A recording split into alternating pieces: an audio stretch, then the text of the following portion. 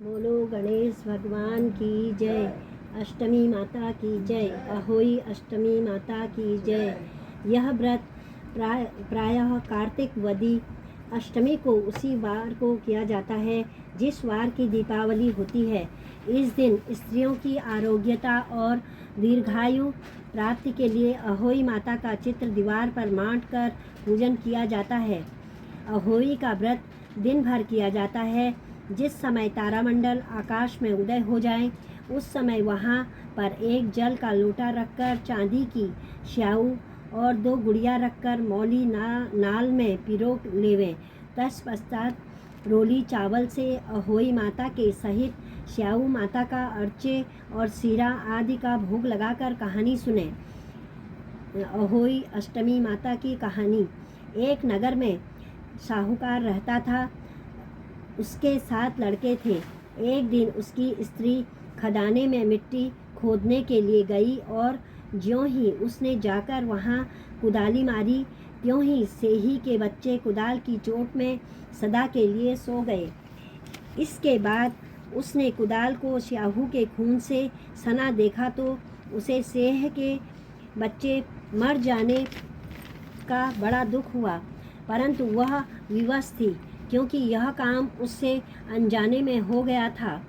उसके बाद वह बिना मिट्टी लिए ही खेद करती हुई अपने घर आ गई और उधर जब सेह अपनी घुरकाल में आई तो अपने बच्चों को मरा हुआ देखकर नाना प्रकार से विलाप करने लगी और ईश्वर से प्रार्थना की कि जिसने मेरे बच्चे को मारा है उसे भी इसी प्रकार का कष्ट होना चाहिए। तत्पश्चात सेह के श्राप से जेठानी के 7 लड़के एक ही साल के अंदर समाप्त हो गए अर्थात मर गए। इस प्रकार अपने बच्चों को असमय काल के मुंह में समाये जाने पर सेठानी इतने दुखी हुए कि उन्होंने किसी तीर्थ पर जाकर अपने प्राण गंवा देना उचित समझा। इसके बाद वे घर छोड़कर पैदल ही किसी तीर्थ की ओर चल दिए और खाने की ओर कोई ध्यान न देकर तब तक इनमें कुछ भी शक्ति और साहस न रहा तब तक वह चलते ही रहे और वे पूर्णतया अशक्त हो गए तो अंत में मूर्छित होकर गिर पड़े। उनकी दशा देखकर भगवान करुणा सागर ने उनको मृत्यु से बचाने के लिए उनके पापों का अंत किया और इसी अवसर में आकाशवाणी हुई कि हे सेठ, तेरी सेठानी ने मिट्टी खोदते समय ध्यान न देकर शेह के बच्चों को मार दिया था। इसके कारण तुम्हें अपने बच्चों का दुख देखना पड़ा। यदि अब पुनः घर जाकर तुम मन लगाकर गऊ की सेवा करोगे और अहोई माता अजक्ता देवी की विधि विधान से व्रत आरंभ कर प्राणियों पर दया रखते हुए स्वप्न में भी किसी को कष्ट नहीं दोगे तो तुम्हें भगवान की कृपा से पुनः संतान का सुख प्राप्त होगा।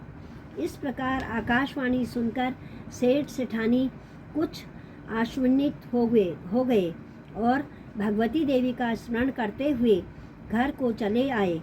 इसके बाद श्रद्धा भक्ति से न केवल अहोई माता के व्रत अपितु गौ माता की सेवा करना भी आरंभ कर दिया तथा जीवों पर दया भाव रखते हुए क्रोध और द्वेष का सर्वथा परित्याग कर दिया। ऐसे करने के पश्चात भगवान की कृपा से वे सेठ सेठानी 7 पुत्रों वाले होकर अगणित पौत्र सहित संसार में नाना प्रकार के सुखों को भोग कर स्वर्ग चले गए। बहुत सोच विचार के बाद भली प्रकार निरीक्षण करने पर ही कार्य का आरंभ करो और अनजाने में भी किसी प्राणी की हिंसा मत करो। गौ माता की सेवा के साथ साथ अहोई माता अजक्मा देवी भगवती की पूजा करो। ऐसा करने पर अवश्य ही संतान के सुख के साथ साथ संपत्ति सुख प्राप्त होगी। अहोई माता की दूसरी कथा। एक साहूकार था, उसके 7 बेटे थे, 7 बहुएं तथा एक बेटी थी। दिवाली से पहले कार्तिक बदी अष्टमी को सातों बहुएं उठा ले। सातों बहुएं अपनी इकलौती ननद के साथ। अहोई माता की दूसरी कथा। एक साहूकार था जिसके 7 बेटे थे, 7 बहुएं तथा एक बेटी थी। दिवाली से पहले कार्तिक बदी अष्टमी को सातों बहुएं अपनी इकलौती ननद के साथ जंगल में खदान में मिट्टी खोद रही थी। वही शाहू सेई की माँ थी। मिट्टी खोदते समय ननद के हाथ में सेई का बच्चा मर गया। हाथ से सेई का बच्चा मर गया। शाहू माता बोली कि उससे मैं तेरी कोख बांधूंगी। तब ननद अपनी 7 भाभियों से बोली कि तुम में से मेरे बदले कोई अपनी कोख बांध लो। सब भाभियों ने अपनी कोख बंधवाने से इनकार कर दिया, परंतु छोटी भाभी सोचने लगी कि यदि मैं कोख नहीं बंधवाऊंगी तो सासू जी नाराज होंगी। ऐसा विचार कर ननद के बदले में छोटी भाभी ने अपनी कोख बंधवा ली। इसके बाद जब उससे जो लड़का होता तो 7 दिन बाद मर जाता। एक दिन उसने पंडित को बुलाकर पूछा, मेरी संतान 7वें दिन क्यों मर जाती है? तब पंडित ने कहा कि तुम सुरही गाय की पूजा करो। सुरही गाय शाहू माता की भाईली है। वह तेरी कोख छोड़े तब तेरा बच्चा जिएगा। इसके बाद से वह बहू प्रातःकाल उठकर चुपचाप सुरही गाय के नीचे सफाई आदि कर जाती। गौ माता बोली कि आजकल कौन मेरी सेवा कर रहा है, सो आज देखूंगी। गौ माता खूब तड़के उठी। क्या देखती है कि एक साहूकार के बेटे की बहू उसके नीचे सफाई आदि कर रही है। गौ माता उससे बोली, क्या मांगती है? तब साहूकार की बहू बोली कि शाहू माता तुम्हारी भाईली है और उसने मेरी कोख बांध रखी है, सो मेरी कोख खुलवा दो। गौ माता ने कहा, अच्छा। अब तो गौ माता समुद्र पार अपनी भाईली के पास उसको लेकर चली। रास्ते में कड़ी धूप थी, सो वे दोनों एक पेड़ के नीचे बैठ गई। थोड़ी देर में एक सांप आया और उसी पेड़ पर गरुड़ पंखनी पक्षी का बच्चा था, उसको डसने लगा। तब साहूकार की बहू ने सांप मारकर ढाल के नीचे दबा दिया और बच्चों को बचा लिया। थोड़ी देर में गरुड़ पंखनी आई तो वहाँ खून पड़ा देखकर साहूकार की बहू के चोंच मारने लगी। तब साहूकारनी बोली कि मैंने तेरे बच्चे को नहीं मारा, बल्कि सांप तेरे बच्चे को डसने को आया था। मैंने तो उससे तेरे बच्चों की रक्षा की है। यह सुनकर गरुड़ पंखनी बोली कि मांग तू क्या मांगती है?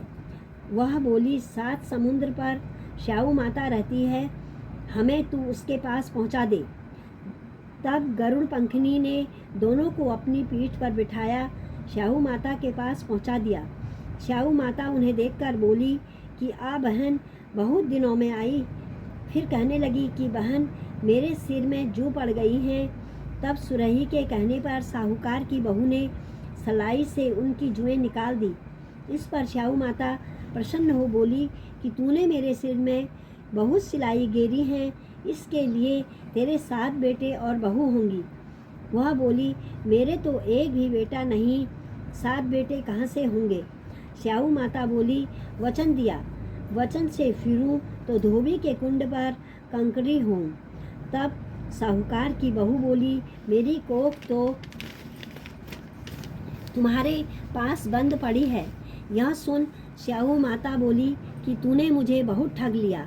मैं तेरी कोख खोलती तो नहीं, परंतु अब खोलनी पड़ेगी। जा, तेरे घर तुझे 7 बेटे और 7 बहुएं मिलेंगी। तू जाकर उज्जमन करियो, 7 अहोई बनाकर 7 कढ़ाई करियो। वह लौटकर घर आई तो देखा 7 बेटे 7 बहुएं बैठे हैं और वह बहुत खुश हुई। उसने 7 अहोई बनाई, 7 उज्जमन किए और 7 कढ़ाई की।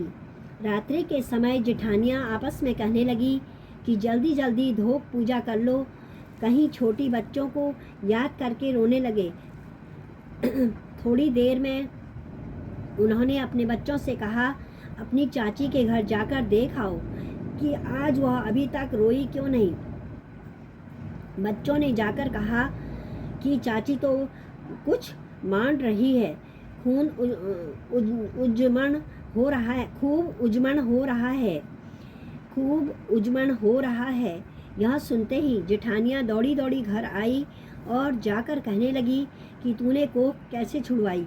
वह बोली, तुमने तो कोख बधाई ही नहीं, सो मैंने कोख बधा ली थी। अब श्याऊ माता ने कृपा करके मेरी कोख खोल दी है।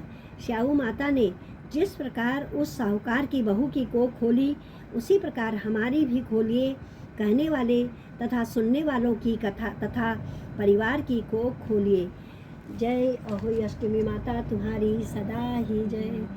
गणपति बप्पा मोरया, मंगल मूर्ति मोरया। लक्ष्मी माता तुम्हारी सदा ही जय।